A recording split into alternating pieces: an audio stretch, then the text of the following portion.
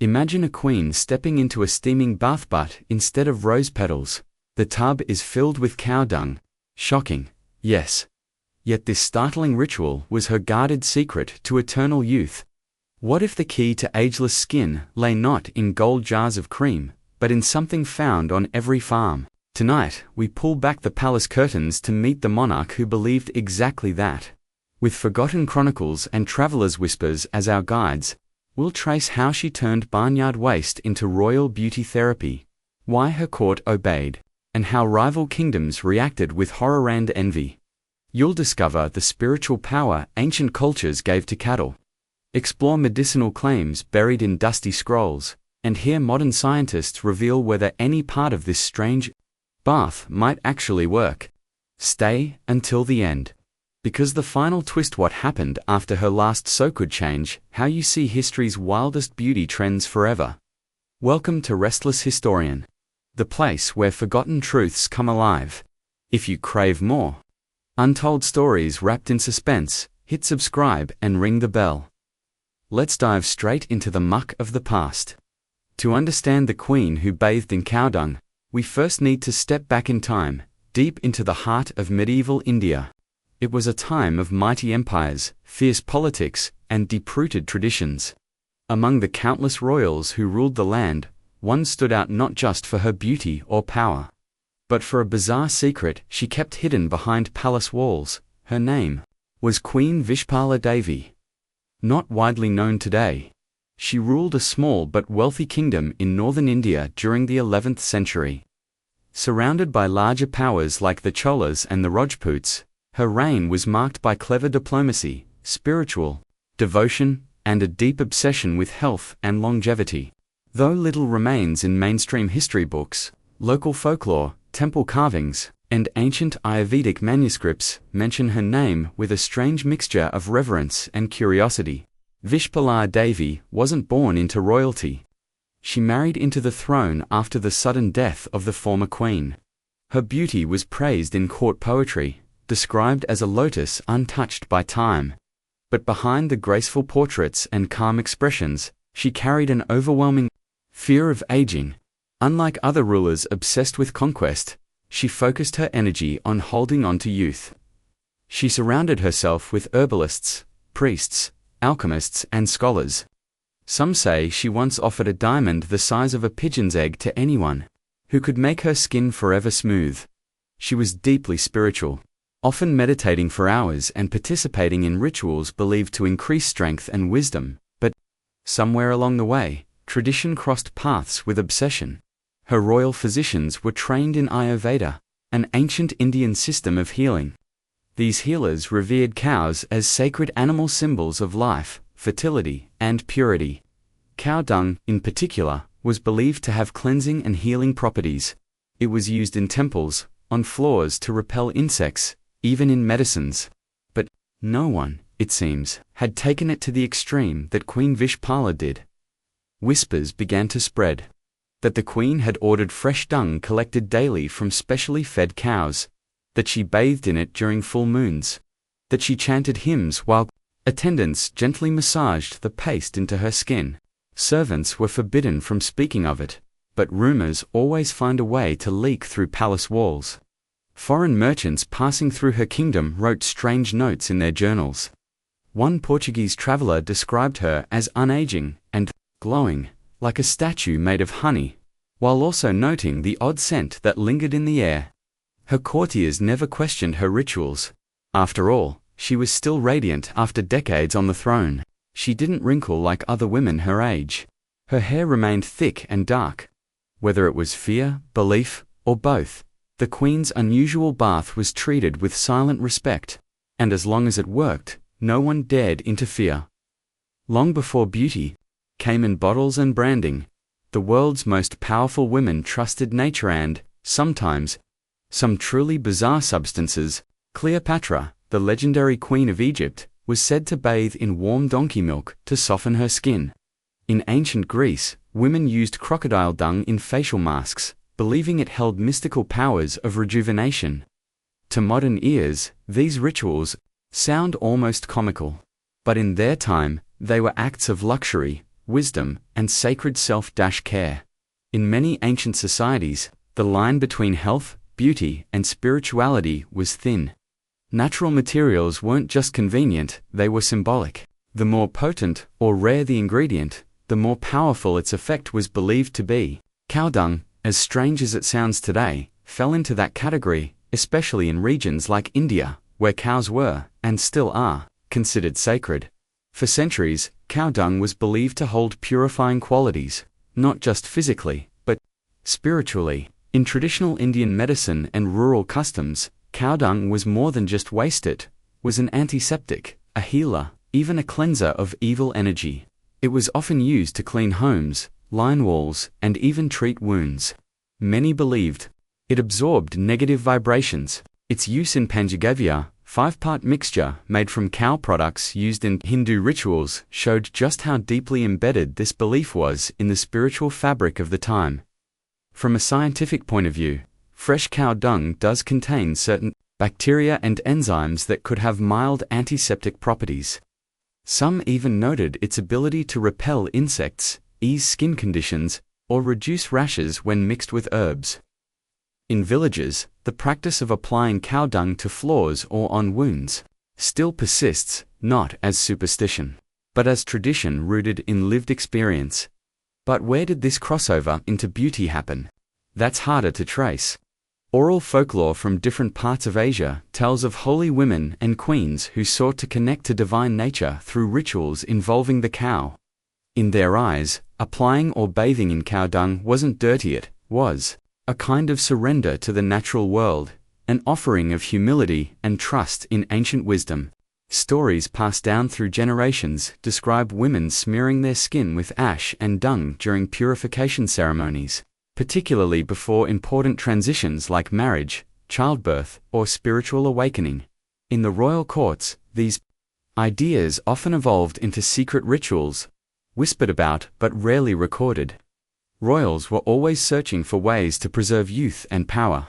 If priests and healers praised cow dung as sacred, and if it seemed to work for commoners, why wouldn't a queen try it especially if she believed it set her apart as chosen, divine, untouchable? The strange logic of ancient beauty didn't always follow science, it followed symbolism, tradition, and power. In a world where the cow was worshipped, its dung was not filth. It was a blessing from the gods, a tool of healing, and for some a key to staying forever young. The queen's bathing ritual wasn't just a habit, it was a ceremony. It followed a fixed pattern, rooted in tradition and performed with reverence.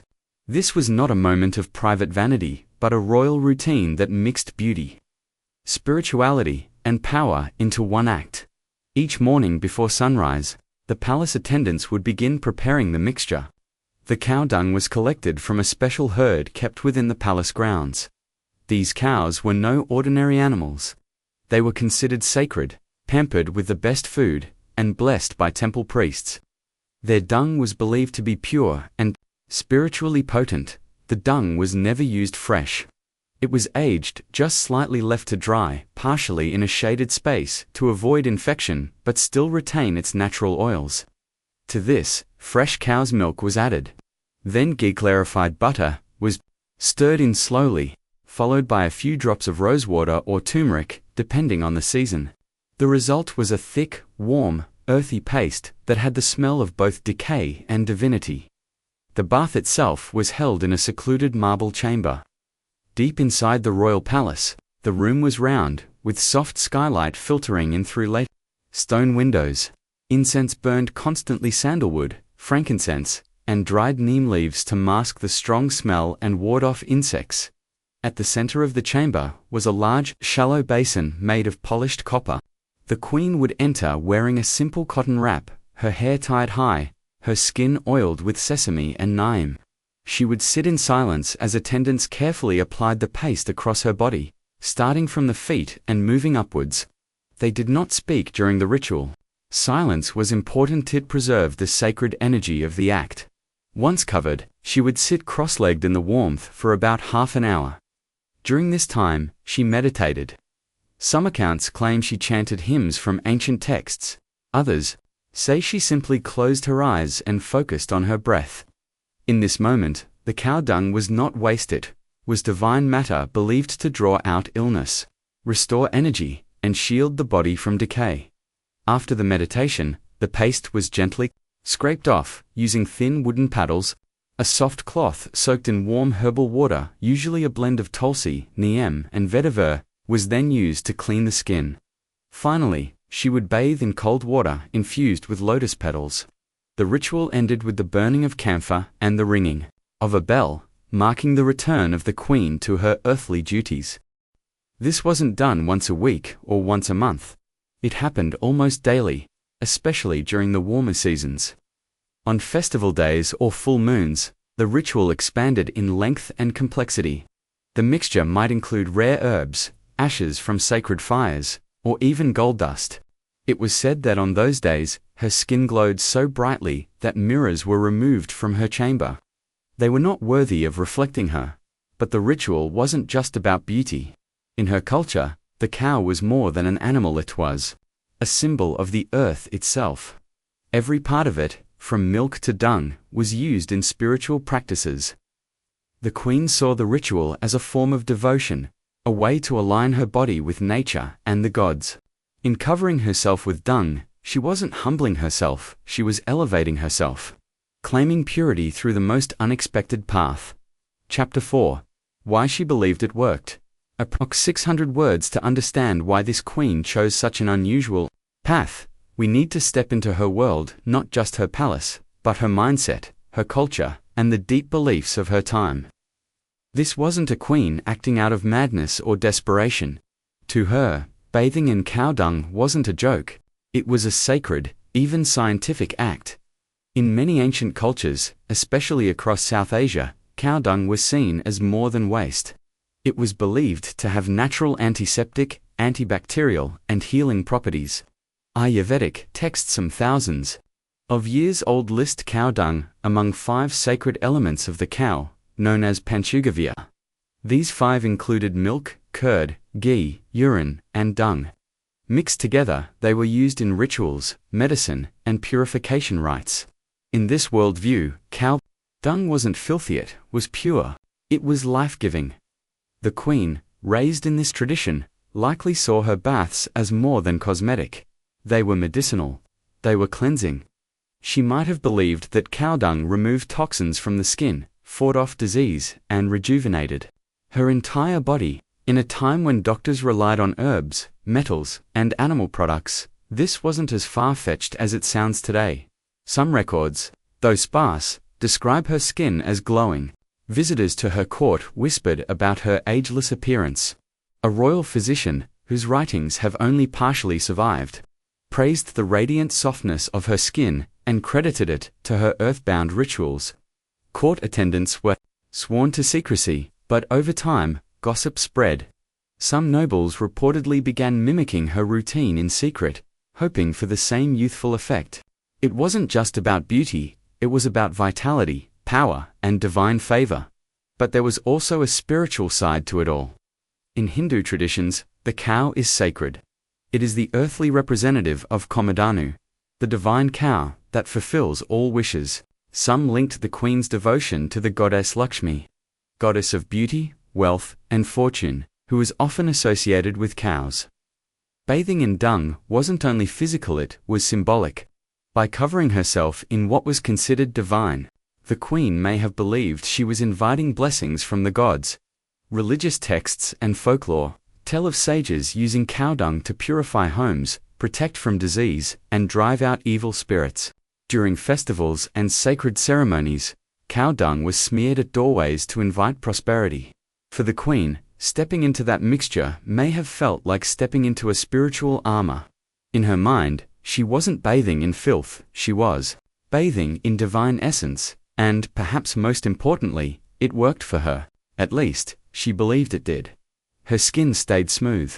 Her youth seemed frozen in time. And her people, steeped in the same beliefs, saw it not as strange, but as proof of her connection to the divine. When questioned, she reportedly answered, with a smile, saying only that nature gives back to those who honor it. There was power in her belief, and that belief shaped her beauty, her image, and her legend. In the glittering halls of the queen's palace, gossip swirled like incense. Her unusual beauty ritual bathing in cow dung was no secret to those who served her closely. To some, it was a sacred practice rooted in ancient tradition. To others, it was shocking, even disturbing. Courtiers were careful with their words, but behind closed doors, whispers grew louder. Many feared that challenging the queen's choices could cost them their position or their head. Some of the royal attendants, especially older ones steeped in local customs, spoke of the cow as sacred. In their eyes, what the queen did was not madness, it was devotion. After all, cow dung had long been used in rural villages for purifying homes, healing wounds, and even as an element in religious rituals. They believed the queen was honoring divine forces, but not everyone was so convinced. Foreign visitors from neighboring kingdoms and distant lands found the practice baffling. One Persian diplomat is rumored to have described the queen's bath as a ritual of both courage and chaos. His words, recorded in a traveler's journal, painted a picture of disgust hidden behind diplomatic smiles. European envoys were even less restrained. Tales of the cow queen spread through royal courts in France, Portugal, and Spain, often twisted into mocking tales about barbaric customs in the East. The controversy deepened as tales reached scholars and priests. Some religious leaders viewed it as sacrilegious, a perversion of cleanliness and holiness. Others worried that the queen's influence would inspire her subjects to adopt similar habits, breaking traditional norms of hygiene and decency. Physicians, too, were split. Some believed there might be healing properties in natural substances. Others warned of disease and infection, describing her ritual as dangerous, if not deadly. And yet, this queen was not alone in the world of extreme beauty. Across history, royals have embraced rituals far stranger and far more lethal. Elizabethan noble women painted their faces with lead-based makeup that slowly poisoned them. In Renaissance Italy, belladonna drops were used to dilate pupils for a wide-eyed look despite risking blindness. In ancient Japan, aristocratic women whitened their faces with rice powder mixed with mercury. Even Queen Elizabeth I of England was said to use a concoction called Venetian ceruse, a deadly combination of vinegar and white lead. Compared to these, the Queen's dung baths may seem bizarre, but not uniquely dangerous. Unlike lead or arsenic, cow dung didn't eat away at the skin or slowly poison the bloodstream. It may have smelled foul, but its side effects were less toxic. Still, the idea of a royal woman, graceful, powerful, dressed in jewelry, such an earthy and unrefined substance, stirred both fascination and horror. The contradiction was hard to ignore. A queen surrounded by silk, gold, and perfume, yet willingly coating herself in manure. For many, it was impossible to understand. For others, it made her a figure of myth. Some feared her, some ridiculed her, but no one forgot her. So, did bathing in cow dung actually work? Was this queen onto something? Or just following an old superstition? Let's start with what cow dung is made of.